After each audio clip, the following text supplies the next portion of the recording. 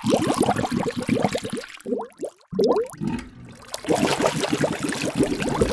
right, what up, everybody? Welcome to another episode of The Cooler. As always, I am Jon Scarlett, and with me, as always, is... your boy, Dope Boy, a.k.a. Jabata.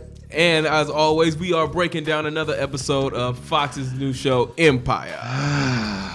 And you can probably tell by the very deep sigh my man Doughboy just gave us. Shout out, man, because I'm not a fake dude, man. And we had my man Malcolm up in here, man. We got love for you, man, but we got to tell the truth on this episode. All right, let me do a little quick recap. So first off, on last night's episode, we see Cookie spending her days and nights getting her cookie crumbled with her new Puerto Rican lover, Laz, who continues to play her on the side for his own goals, which we don't know what they are yet. Right. The Lion Men kind of all find their musical groove in this episode. Lucius takes his music to new depths and helped his new protege, Frida Gatz, if you a brand new song. That's why I was reading it. I was like, Frida Gatz. It sounds like a chip gun.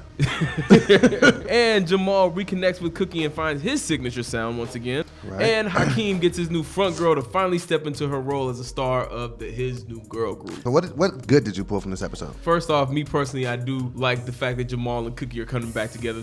You've heard me say this before. Out of every character on the show, I actually think Jamal has musical talent and can sing, and some of the music that he makes on the show is actually listenable. And it was cool seeing him and Cookie get drunk and then go to the studio. And it was weird seeing him sneak out like her nigga was there. Like, it's just your brother. Why you gotta hide from him? Gotta hide behind a counter or something? I don't know what's going on with Andre. I'm starting to feel like there's too many stories going on for me to keep up. They don't seem to take the time to really properly develop out these plot lines that they're interested in. Because, in this episode, we didn't get no Anika. We got the situation with Andre, having this moral compass. And I was thinking, is it just me? But is that dude that's a preacher? I'm starting to get like a Sixth Sense type of vibe. Does he really exist?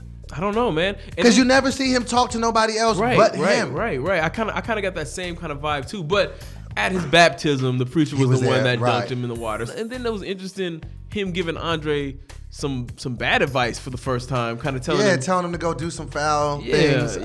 Okay, so those were the things that I'd say that we can say that were quasi-positive, but there's a lot of negative here.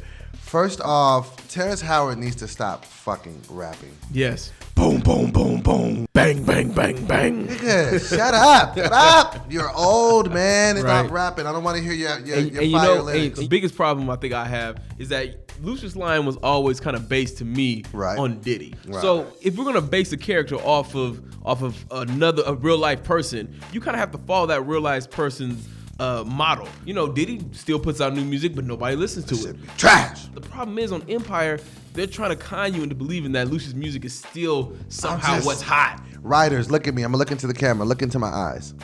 Stop making that old nigga rap, man.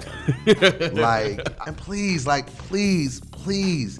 Don't have him fuck that little girl. It's just too weird. She looks too fucking young, and I'm like, why is there sexual energy? There's a couple relationships I really don't get. Like Terrence and Frida Gatz. I don't get that at all. I mean, at first, Hakeem's chick look 11 in the face. Hakeem's chick is 12 years old. I don't understand that one at all. In both situations, it's the male taking under his wing a girl as his protege, but then there's a sexual tension that I really don't think is appropriate. I don't like it, and I don't know about that old nigga from Tales from the Hood that was on there yesterday. Oh yeah. He was supposed to play, I guess, a Quincy Jones figure, because Quincy Jones famously has a lot of living room sessions where artists kind of blow up, and so I guess he's supposed to play that role. Empire tries a lot to take real life examples and put them into their show, but I don't think it translates well. Man, I'm sorry, they're swinging and missing right now. Yeah, they're looking like the New York Mets right now. You know what I mean? It's feeling like a Tyler Perry show right now. I'm sorry I said that out loud. Jesus. But we got to be honest, and Lee Daniels has always caught a lot of heat for being very Tyler Perry-ish at times. And then I just didn't even understand Lucius having a threesome with the chicks, and then he sees a gun tattooed on it, and he's like, I gotta go leave. Then niggas in there playing Russian roulette with a gun. It's a 6-shooter. He's like, bang, bang, bang, bang. You cannot shoot 4 shots out of a 6-shooter and not think you got gonna clip you and blow your damn head off. Oh, nigga. The entire episode, people are telling Lucius, you got to get your sound back. Your sound ain't raw enough. I'm not hearing the rawness in your sound no more. Man, and he's like, you know what I need? I need the sound of a gun clicking. As if we don't hear the sound of a gun on every Jeezy song. For real. Like that's what it's missing. Gunshots. Clearly, you ain't listened to a Waka Flocka album. Let them gunshots. Let them bow, bow, bow, bow. Normally, we give out a whole brick if the episode is good. This episode, I think, was about a skinny nickel sack. Yeah, this is a sample. It was a sample. It was a sample. Like, here, you want to try some cocaine in me? Bump you like, ooh. You're starting to lose me, guys. Don't lose me. I love this show. I think what they need to do, I think they need to do a little refocusing. Yeah, they need to have like a writer's room and just maybe sit down and just try to figure out what the direction is. There really were no what the fuck moments. I feel like Cookie's getting played.